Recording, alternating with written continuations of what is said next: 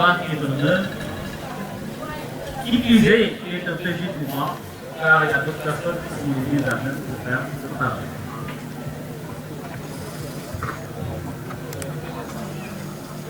L'appel de Touba est scindé en deux parties.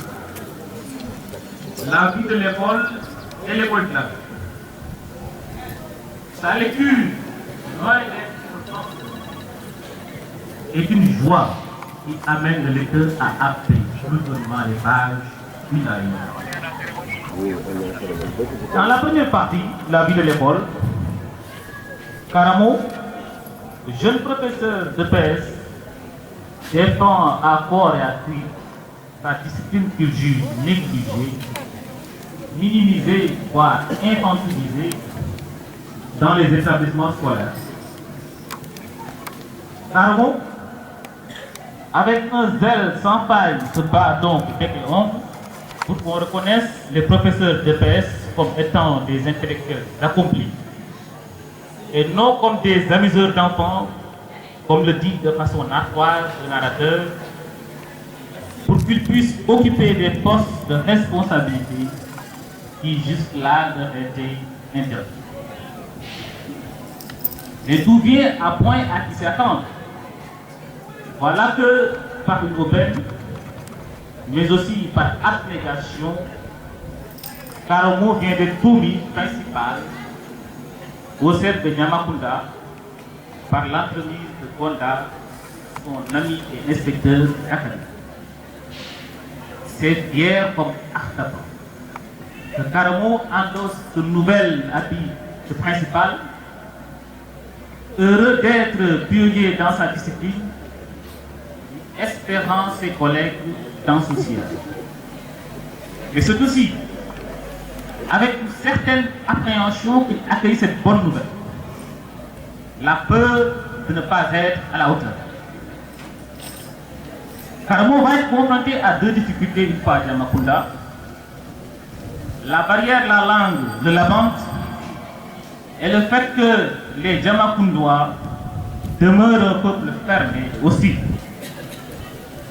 Dans cette première partie, le narrateur fait preuve de beaucoup d'humour, avec des galéjades irrésistibles, mais aussi d'un réalisme scientifique, avec des précisions dans la description du paysage.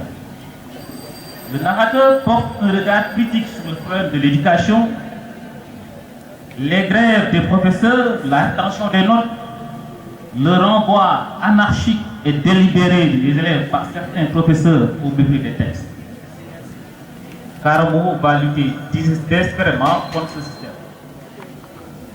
Les débuts de Karamo furent reluisants. Tout bouge avec lui dans son nouvel établissement, mais sa rectitude va le faire dans la gueule féroce de l'APE et de ses adjoints qui finiront par le lâcher en l'esselant. Ainsi, ses efforts et ses premiers succès, malgré ses efforts et ses premiers succès, Karamo finira par faire chou blanc à Jamakunda. La deuxième part, c'est le déclic, l'école de la vie, l'appel de Touba. C'est la spiritualité qui va émonder chez Karamo les détails futurs de la vie mondaine. Lui qui se complaisait dans le surnom de prince que ses amis lui avaient gracieusement et malicieusement donné, et qui pensait que pour incarner ce personnage, il fallait tenir la dragée haute à ses subalternes. Lui qui croyait qu'il se devait d'être autoritaire, a retrouvé la paix dans la servitude. En effet, à Touba où Karamo allait pour se payer du bon temps, auprès de sa dulcinée Nana, ses pas ont été guidés vers Serigne Sader par l'intermédiaire d'Ousmane son genre. Ici, le narrateur fait de la foi une panacée pour tous les maux de la société. En la jeunesse de Touba, Karamo a retrouvé le modèle du bon citoyen basé sur le respect de l'autre et l'amour de son prochain. Touba fut pour Karamou une école où une foi roborative le submerge, loin du monde des affaires où la trahison, la déception, la cupidité se bousculent au portillon.